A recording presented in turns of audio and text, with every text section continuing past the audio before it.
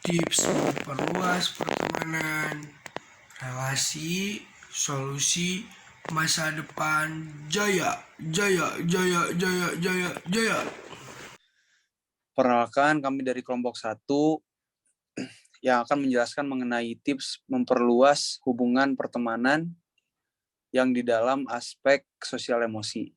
Di dalam kelompok 1 ini terdapat tiga anggota, di antaranya kami Abidi Faura Rahman dengan NPM 100520145, lalu ada saya Jikisit Pramudita dengan NPM 100520135, dan terakhir ada Muhammad Alif Zahran Fahmi dengan NPM 100520160.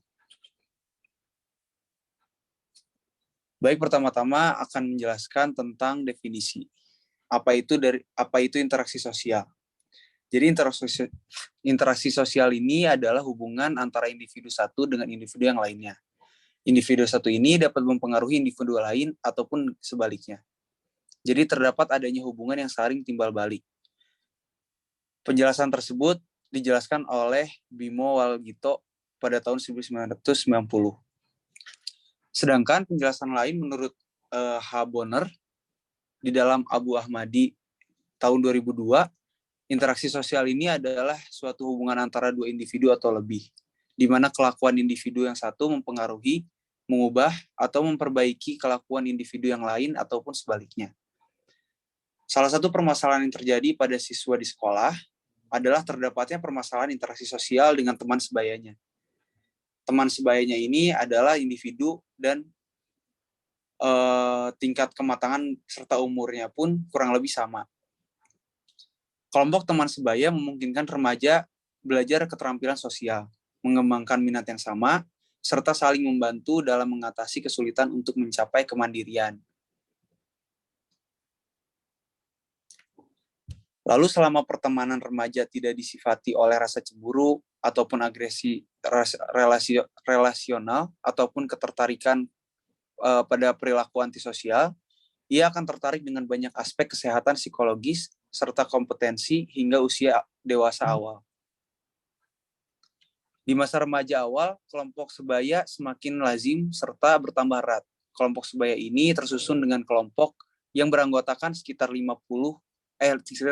sampai 7 anak remaja, serta oleh karena itu biasanya mirip satu sama lain dalam hal latar belakang keluarga, sifat ataupun nilai. Lalu pada mulanya kelompok kecil ini hanya terbatas pada anggota sesama jenis di kalangan anak perempuan, tetapi tidak ada anak laki-laki. Menjadi bagian dari sebuah klik dapat memprediksikan kompetensi akademik serta sosial. Keanggotaan di dalam kelompok lebih penting bagi anak perempuan karena menjadi konteks pengungkapan kedekatan emosional di kalangan mereka. Lalu untuk ciri-ciri identifikasi, yang pertama ada identifikasi internal, yaitu mencari identitas atau identity searching, serta kebingungan dengan identitasnya atau identity confusion, menurut Erikson. Lalu terdapat timbul dari permasalahan merasa orang tua tidak bisa memahami mereka. Munculnya fenomena remaja yang berkelompok bisa jadi disebabkan karena adanya rasa kurang kasih sayang dari orang tua, ataupun berlebih kasih sayang, ataupun anak yang merasa orang tua mereka tidak bisa memahami mereka. Oleh karena itu, mereka mencari lingkungan yang bisa sejalan serta memahami kondisinya. Baik, untuk yang selanjutnya ada ciri-ciri identifikasi dari faktor eksternal. Yang pertama, menurut Sandrock pada tahun 2003, teman sebaya merupakan sumber dari status, persahabatan, dan rasa saling memiliki yang penting di dalam situasi sekolah. Kelompok teman sebaya pun merupakan komunitas belajar di mana peran-peran sosial dan standar berkaitan dengan kerja dan juga prestasi. Lalu, menurut Elizabeth Hurlock, pada tahun 1980, diungkapkan bahwa remaja menginginkan teman yang memiliki minat dan nilai-nilai yang sama, atau satu frekuensi, yang dapat mengerti dan membuatnya merasa aman, dan kepadanya ia dapat mempercayakan masalah-masalah dan membahas hal-hal yang tidak dapat dibicarakan dengan orang tua maupun guru. Lalu untuk dampak jangka pendeknya, yang pertama ada kesulitan menyesuaikan diri dan timbul perasaan tertekan dalam bergaul. Dan yang kedua, remaja memiliki pemahaman akan sikap dan nilai berbeda dapat memungkinkan untuk mengeksplorasi perspektif baru. Namun hal tersebut bisa berdampak pada munculnya rasa ketergantungan pada seseorang ataupun pada kelompok. Lalu untuk dampak jangka panjangnya, kedekatan pertemanan berkelompok dapat meningkatkan kualitas pertemanan ketika para remaja berkelompok merenung atau ruminate bersama, memikirkan masalah atau merasakan emosi negatif.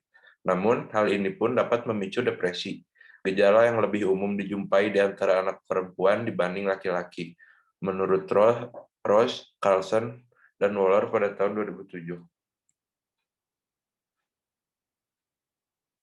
Lalu, langkah untuk mengatasinya yang pertama, disarankan kepada remaja untuk memperkaya ilmu pengetahuan, membina keterampilan, dan mengembangkan sikap-sikap yang berkaitan dengan interaksi sosial itu sendiri.